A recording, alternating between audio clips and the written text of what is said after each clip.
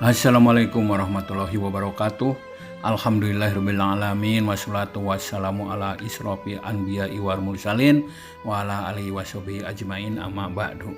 Kali ini saya akan menyampaikan informasi perihal tausiah kajian rutin bulanan Arbaun An-Nawawiyah Part 2 yang disampaikan oleh Ustadz Muhammad Munzir. Untuk selanjutnya silahkan ikuti video saya. Terima kasih. Firman, innallaha la yudhi'u imanakum. Allah tidak menyia-nyiakan iman kalian. Apa tafsir ayat ini? Tafsir ayat ini adalah ketika Rasulullah SAW beliau hijrah ke Madinah, kiblatnya kemana Pak? Rasulullah ketika awal hijrah ke Madinah, kiblatnya kemana? Baitul Maqdis, Masjidil Aqsa selama 16 atau 18 bulan. Nah, di bawah 16 bulan itu ada perang Badar namanya. Ada perang Badar. Ya. Perang Al-Badar yaitu perang tahun 2 Hijriah. Tahun 2 Hijriah di bulan Ramadan. Nah, banyak kaum muslimin juga yang terbunuh, 30-an orang. Kemudian setelah itu di perang Uhud. Di perang Uhud terbunuh juga banyak kaum muslimin. Dan pada saat itu mereka kiblatnya masih kemana? Baitul Maqdis, belum menghadap Makkah, Ka'bah. Akhirnya ditanyakanlah kepada Nabi SAW, ya Rasulullah, saudara-saudara kita mereka sudah mendahului kita, wafat. Dalam keadaan mereka belum pernah sholat sekalipun menghadap Ka'bah, Masjidil Haram. Bagaimana sholat mereka ya Rasulullah? Apakah sia-sia sholat mereka ya Rasulullah? Langsung dijawab oleh Allah di surat Al-Baqarah dengan innallaha la yudhi'u imanakum. Sesungguhnya Allah Subhanahu wa taala tidak akan menyia-nyiakan iman kalian. Allah menamakan sholat dengan apa? Iman. Allah menamakan sholat dengan iman. Sholat gerakan amalan anggota badan, ucapan lisan dan keyakinan dalam hati ada pada ibadah sholat semuanya. Rasulullah SAW kemudian mengatakan at-tuhuru syatrul iman. At-tuhur syatrul iman. Ada tohur, ada tuhur, ada wudu, ada wadu, ada sahur, ada suhur. Di bahasa Arab ya Pak ya, sorf, pelajaran sorf. Ya. Dalam bahasa Arab, tuhur itu adalah bersuci. Seseorang berwudu, mandi janabah, dia istinja, itu masuk dalam kalimat tuhur, bersuci. Alat untuk bersuci, air untuk bersuci, bahasa Arabnya adalah tohur. Bedakan tuhur dengan tohur. Kalau tuhur perbuatan, tohur alat untuk bersuci. Wudu perbuatan kita untuk berwudu, ya perbuatan kita wudu, itu wudu. Wadu pakai hamzah, pakai fathah. Wudu adalah alat yang atau air yang kita gunakan untuk berwudu. Sahur dan suhur apa perbedaannya? Ada sahur, ada suhur. Gimana Kang Alif silakan? Sahur makan. Sahur makan. Tadi ada bilang tuhur perbuatan, tohur alat, wudu perbuatan, wadu air wudu. Kalau suhur dan sahur. Kalau sahur waktunya untuk makan, sahur makanannya. Perbuatannya. Suhur adalah perbuatan makan, sahur, suhur pakai dhammah, perbuatan makan, sahur. Sahur adalah makanan yang dimakan ketika makan sahur. Gitu ya. Nah, ini perbedaan antara suhur dan sahur. Dalam bahasa Arab beda harokat, beda arti, makanya harus hati-hati, Pak ya. Seperti membaca Al-Quran, baca Al-Fatihah saja, misalnya ada yang membacanya ahdinas siratal mustaqim. Ahdinas siratal mustaqim itu udah beda banget artinya. Ahdina artinya ya Allah kasih saya hadiah. Kalau ihdina ya Allah berikan saya hidayah. Udah beda artinya. Jadi hati-hati dalam bahasa Arab, beda harokat sudah beda arti, terkadang 180 derajat artinya ya. Kemudian Rasulullah SAW mengatakan at-tuhuru syatrul iman. Bersuci itu setengah dari iman. Tadi sholat kan iman kata Allah di surat Al-Baqarah. Kemudian wudhu kata Rasulullah setengahnya. Ya percuma ya Pak ya, seseorang sholat tahajud, taraweh dari jam 8 malam sampai jam 4 subuh, tapi terwudu bisa. Sah nggak apa sholatnya? Tidak, setengah dari iman. At-tuhur, wudu itu adalah setengah dari sholat. Percuma seseorang sholat mau tanpa wudu kan gitu maksudnya. Nah ini kata Rasulullah SAW. Jadi iman itu keyakinan dalam hati, ucapan dengan lisan, amalan dengan anggota badan. Nah ini Pak ya, udah jelas ada dalilnya Pak ya? Jelas Pak ya? Nah kita lanjutkan. Atau kita selesaikan dulu ya. Kemudian bisa bertambah iman tersebut ketika dalam ketaatan. Kan ada saat-saat kita ngeborong banyak ibadah. Ada saat-saat kita merasa apa? Lemah. Ya, banyak meninggalkan ibadah. Nah, Allah Subhanahu mana dalilnya? Allah Subhanahu wa taala berfirman di surat Al-Anfal, "Innamal mu'minuna alladziina idza dzukirallah wajilat qulubuhum wa idza tuliyat 'alaihim ayatuhu zadatuhum imana." Apabila dibacakan ayat-ayat Allah, bertambah iman mereka. Kata para sahabat, ketika kami berada di majelis taklimmu ya Rasulullah, seakan-akan kami melihat surga, seakan-akan kami melihat neraka. Pulang kami ke rumah main dengan anak istri, hilang itu semua. Munafik Hanzalah ini ya Rasulullah. Kata Rasulullah SAW, tidak demikian wahai Hanzalah, saatan saat, sesaat. Andaikan iman kalian terus stabil, kalian akan bisa salaman dengan malaikat di jalan-jalan. Ya, jadi kadang iman itu berarti apa? Nah, naik terkadang juga turun. Nah, ini akidah Ahlus Sunnah wal Jamaah. Ulangi lagi Pak ya, saya ulangi lagi. Ini adalah keyakinan Ahlus Sunnah wal Jamaah, berbeda dengan kelompok sesat yang bernama Al-Jahmiyah, pengikut Jahm bin Safwan, gurunya Ja'ad bin Dirham, yang diambil dari pemikiran Yahudi yang bernama Labid ibn Aqsam. Ini pada tahun 120-an Hijriah. Ya, berarti berapa tahun yang lalu? 1300 tahun yang lalu. Ini kelompok sesat. Apa yang mereka bilang? Tapi ini sampai sekarang masih ada di pemikiran ini, Pak. Ya, mereka bilang apa? Iman itu cukup dalam hati.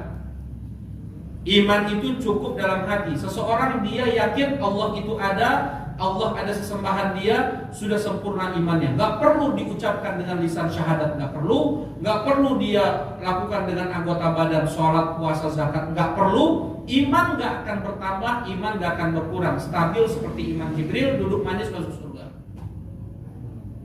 Dia gak perlu sholat, gak perlu puasa, mau minum khamar, mau berzina, mau berjudi, apapun bentuk dosa-dosa besar, tidak akan merusak iman. Yang penting hatinya sudah meyakini Allah itu ada, Allah itu sebagai sesembahan dia. Cukup. Sesat nggak ini? Sesat. Iblis mukmin atau kafir? Iblis kafir, jelas. Iblis itu apa? Kafir. Allah yang mengatakan di surat Al-Baqarah, aba wastakbara wa kana minal kafirin. Iblis itu dia menolak perintah Allah. Iblis itu dia sombong, iblis itu kafir kata Allah Subhanahu wa taala. Tetapi menurut sekte Jahmiyah, kelompok Jahmiyah ini, iblis mukmin. Kenapa mukmin? Iblis dia yakin enggak Allah itu ada? Yakin berbicara langsung sama Allah, ya enggak Pak? Iblis berbicara langsung dengan Allah. Iblis yakin Allah satu-satunya yang diibadahi, sampai sempat berdoa iblis untuk meminta tangguh waktu sampai nanti hari kiamat untuk dimasukkan ke dalam neraka. Rabbi anzirni ila yaumi yub'atsun. Wahai Rabb, berikan aku tangguh waktu sampai hari ini bangkitkan. Ya, tetapi iblis, apakah dengan dia percaya, dia yakin Allah itu ada, yakin Allah itu satu-satunya yang diibadahi, kemudian duduk manis dia bisa masuk surga? Enggak, iblis karena dia menentang syariat Allah, dia tidak mau taat kepada Allah berikan dia hukuman menjadi penghuni neraka dan dia divonis kafir oleh Allah Subhanahu wa taala. Jelas ini Pak ya? Ini sekte sesat Jahmiyah namanya. Ya, nah, jadi nggak cukup iman itu dalam hati, kemudian dia nggak memperdulikan ucapannya, dia nggak pedulikan anggota badannya, dia tidak peduli dengan amalan soleh, dia tidak peduli dengan larangan-larangan Allah. Yang seperti itu masuk dalam sekte Jahmiyah. Yang pertama. Yang kedua, Karramiyah, namanya Murji'atul Karramiyah. Apa itu? Mereka ini pengikut Muhammad ibn Karram. Mereka pengikut Ibn Karram. Ya, jadi Karramiyah. Nah, Karramiyah ini pendapat atau syubhat sesat mereka mengatakan bahwasanya iman itu cukup ucapan dengan lisan. Iman itu cukup ucapan dengan lisan. Asyhadu an la ilaha illallah wa asyhadu anna Muhammadar Rasulullah, duduk manis masuk surga. Tidak perlu diyakini dalam hati. Tidak perlu terrealisasikan dengan anggota badan. Mau dia sholat atau tidak sholat sama saja. Gak perlu sholat, mau dia berbuat maksiat, ya, membuat maksiat, minum khamr, berzina, riba, durhaka pada orang tua, tidak ada masalah. Yang penting dia sudah mengucapkan 2 kalimat syahadat. Duduk manis masuk surga. Ini sesat nggak Pak? Jelas sesatnya. Berarti apa? Orang munafik pun bagi mereka ini apa? Mukmin dong. Orang munafik itu mukmin atau kafir? Munafik. Kafir. Allah Subhanahu wa taala mengatakan di surat An-Nisa, "Innal munafiqina fid darkil asfali minan nar." Sesungguhnya orang munafik itu di kerak neraka. Allah berfirman di surat At-Taubah, "Wa ma mana'ahum an tuqbala minhum nafaqatuhum illa annahum kafaru billahi wa bi rasulih." Dan tidaklah yang menahan mereka untuk diterimanya sedekah mereka itu. Orang munafik itu mengeluarkan sedekah juga, tapi mereka kepaksa. Kata Allah Subhanahu wa taala sifat orang munafik, kalau mereka sholat itu malas, kalau mereka sedekah itu terpaksa, kalau mereka berzikir itu kalau ada orang aja. La yaqumuna illa wa hum kusala wa la yunfiquna illa wa hum karihun wa la yadhkuruna Allah illa qalila. Ya, ini sifat orang munafik. Dan Allah mengatakan dan tidaklah yang menahan mereka untuk diterimanya sedekah mereka karena mereka itu kafir. Orang munafik di zaman Nabi itu apa? Kafir. Ya. Padahal sudahlah ustadz di mereka berguru Rasulullah SAW. Belajarnya lebih daripada universitas terhebat di dunia ini, yaitu Masjid Nabawi. Tempatnya di Masjid Nabawi, ustadznya Rasulullah, tetap hatinya tertutup untuk beriman kepada Allah.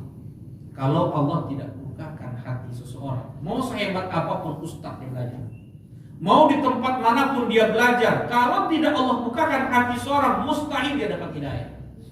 Karena itu kita selalu berdoa dengan doa Nabi Musa. Apa doa Nabi Musa? Rabbishrah li sadri wa yassirli amri wahlul 'uqdatam min lisani yafqahu qawli. Sampai situ aja ya Pak ya. Jangan dilanjutkan lagi. Nabi Musa melanjutkan, waja'al waziran min ahli Haruna akhi ushdud bihi azri wa asyrikhu fi amri kay nusabbihaka katsira wa nadhkuraka katsira innaka kunta bina basira, di surat Thaha. Jadi kita berdoa, Rabbishrah li sadri wa yassir li amri. Wahai Rabb, bukakan hatiku untuk hidayah. Nikmat di antara nikmat terbesar yang Allah berikan kepada Nabi Muhammad SAW, surat Al-Insyirah. Apa itu surat Al-Insyirah, Pak? Alam nashrah laka sadrak. Bukankah kami sudah bukakan hatimu ya Muhammad? Bisa Rasulullah menerima hidayah Al-Quran, menerima ilmu dari Allah, Rabbi zidni ilma, ya, Kalau Allah tidak bukakan hati seseorang, Allah tidak bukakan hati seseorang, mustahil dia dapat hidayah. Mau siapapun ustaz, mau siapapun gurunya. Ya, Nabi Nuh saja nggak bisa ngasih hidayah kepada putra beliau. Nabi Ibrahim tidak bisa berikan hidayah kepada ayah beliau.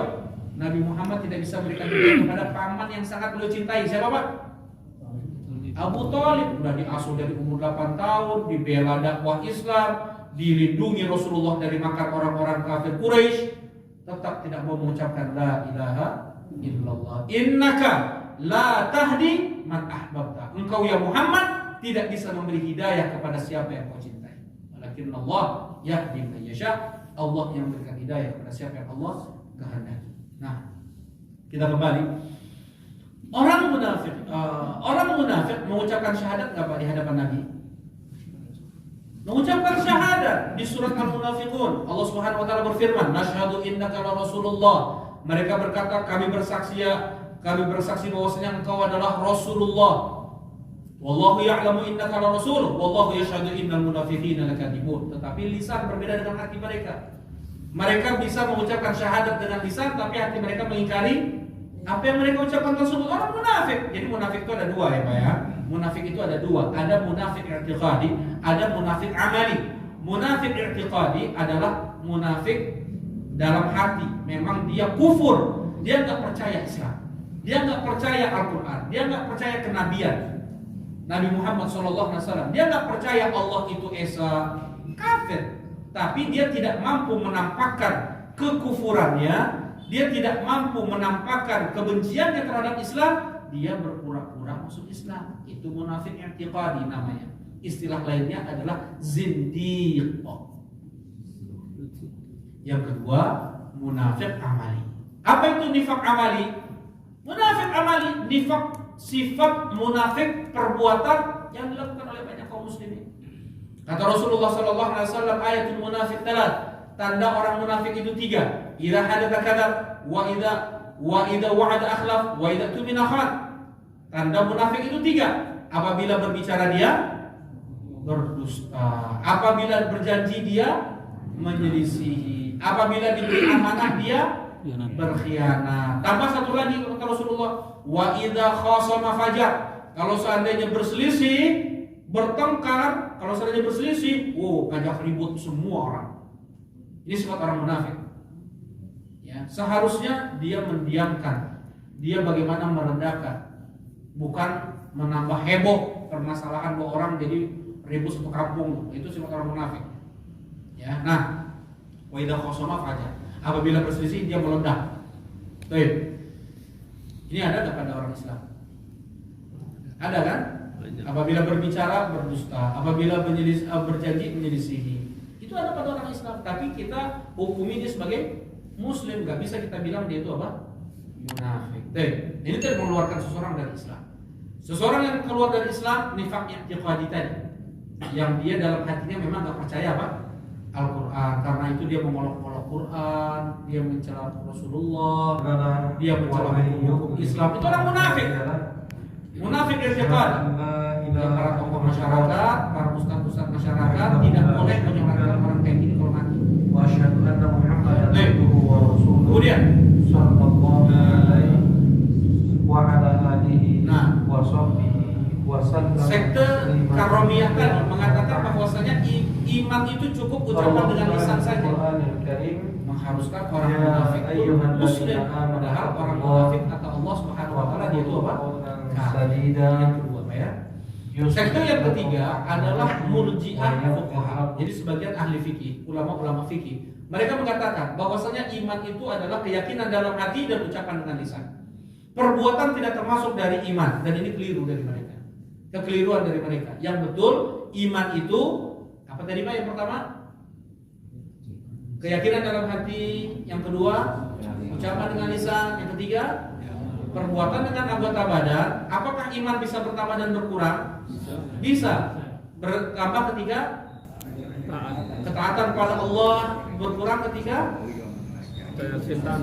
taat pada setan, ketika dia memaksiati Allah Subhanahu wa taala.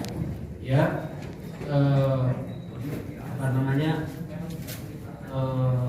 Rasulullah SAW bersabda, la yazni zani hina yazni wa huwa mu'min, wa la yasriqu sariq hina yasriq wa huwa mu'min, wa la yantahibu nuhbatan hina intahabaha wa huwa mu'min, wa la yashrabul khamr hina yashrabuha wa huwa mu'min. Tidaklah seorang pezina ketika dia berzina, dia itu mukmin. Tidaklah seorang pencuri ketika dia mencuri, dia itu mukmin. Tidaklah seorang perampok ketika dia merampok, dia itu mukmin. Tidaklah seorang peminum khamr ketika dia minum, dia itu mukmin. Maksudnya apa, Pak? Imannya apa? Hancur, sedang lupa dia dengan Allah Subhanahu wa taala, sedang tipis-tipisnya iman. Tapi itu tidak mengeluarkan seseorang dari Islam. Ya, nah sekarang kita masuk. Ya. Nah, ini banyak yang mau sampaikan tadi. Iman bertambah dan berkurang. Ya. Bertambah dalam ketaatan kepada Allah dan berkurang ketika dia memaksiati Allah Subhanahu wa taala. Baik. Nah, iman adalah derajat yang lebih tinggi daripada Islam. Iman adalah derajat yang lebih tinggi daripada Islam. Kalau kita lihat Islam, rukun Islam yang 5, semuanya itu adalah amalan-amalan zahir. Bisa itu dilakukan oleh orang kafir. Semuanya bisa dilakukan oleh orang kafir. Pura-pura syahadat, sholat ke masjid, puasa Ramadan, zakat, haji. Di paspor ada nggak agama Islam? Ada nggak? Nggak ada tuh di paspor. Bisa saja ada mereka juga yang itu ikutan apa? Haji. Ini semua amalan zahir. Iman lebih tinggi derajatnya daripada Islam karena semuanya adalah amalan-amalan batin, rukun iman yang 6. Allah Subhanahu wa taala berfirman di surat Al-Hujurat, "Wa qalatil a'rabu amanna, qul lam tu'minu, walakin qulu aslamna." Berkata orang-orang Arab Badui, "Kami telah beriman." Katakan kepada mereka, ya Muhammad, kalian baru masuk Islam. Qul lam tu'minu. Katakan kepada mereka, kalian belum beriman, kalian baru masuk Islam. Di surat Al-Hujurat, nanti bisa Bapak lihat di rumah. Surat Al-Hujurat yang cuma 1 lembar setengah, bisa Bapak lihat nanti ya di bagian akhir ya, bagaimana Allah mengatakan kepada orang-orang Arab Badui untuk mengatakan, jangan kalian mengatakan kami telah beriman, tapi ucapkanlah kami baru masuk Islam. Oke, kita masuk pada pembahasan al-iman billah. Jadi ini jelas Pak ya, iman terdiri dari 5 hal ini. Ya, nah sekarang rukun iman yang pertama, al-iman antuk minabillah, engkau beriman kepada Allah. Beriman kepada Allah. Beriman kepada Allah mencakup 4 hal. Beriman kepada Allah harus wajib dia meyakini 4 hal. Yang pertama, al-imanu biwujudillah, mengimani Allah itu ada. Mengimani Allah itu ada. Yang kedua, al-imanu birububiyatillah, mengimani Allah itu sebagai Rabb alam semesta. Allah sebagai Rabb alam semesta. Alam semesta itu apa definisinya, Pak? Alam semesta itu definisinya adalah semua selain Allah. Segala sesuatu selain Allah adalah alam semesta. Kita termasuk dari alam semesta tersebut. Rabbul Alamin. Ini yang kedua nih Pak ya. Allah itu Rabbul Alamin. Apa makna Rabbul Alamin? Kembali pada 3 hal. Al-Khalq wa Tadbir wal Mulk. Allah yang mencipta alam semesta, Allah yang mengatur alam semesta, Allah yang menguasai alam semesta, Allah yang memberi rizki, Allah yang menahan rizki pada sebagian hambanya, Allah yang menghidupkan, Allah yang mematikan, Allah yang membuat harga naik, Allah yang membuat harga itu turun, Allah yang mendatangkan wabah penyakit, Allah yang mengangkatnya, Allah yang mendatangkan bencana, Allah yang mengangkatnya, Allah an-nafi' ad-dhar. Wa idza maritu fa huwa yashfin. Apabila aku sakit, Allah yang menyembuhkanku, Allah yang mendatangkan. Ini perbuatan Allah. Menunggalkan Allah untuk seluruh perbuatannya itu iman terhadap rububiyah Allah. Karena ada saja, walaupun cerita rakyat, sebagian meyakini yang menciptakan gunung Tangkuban Perahu siapa Pak? Sang Kurian Abu Lahab gak sampai tingkatan itu syiriknya. Lebih parah banget itu syiriknya daripada Abu Lahab. Ada yang meyakini yang mendatangkan rizki siapa? Enggak, keyakinan yang di luar orang musyrik. Dewi Sri yang mendatangkan panen. Orang-orang musyrikin Quraisy, musyrik umat-umat terdahulu tidak ada iman, tidak percaya seperti itu. Mereka semua mengatakan, ini sebentar ya. Tabung. Qul may yarzuqukum minas sama'i wal ard amma yamliku sam'a wal absar wa may yukhrijul hayya minal mayyit wa may yukhrijul mayyita minal hayy wa may yudabbirul amr fasayaquluna Allah. Katakan, tanyakan kepada mereka ya Muhammad, siapa yang memberi kalian rizki dari langit dan dari bumi? Yang mendatangkan hujan, pawang hujan, ada. Ya, siapa yang menurunkan hujan, memberikan rizki dari langit dan dari bumi? Allah, kata mereka. Siapa yang memberikan kalian pendengaran dan penglihatan? Allah, kata mereka.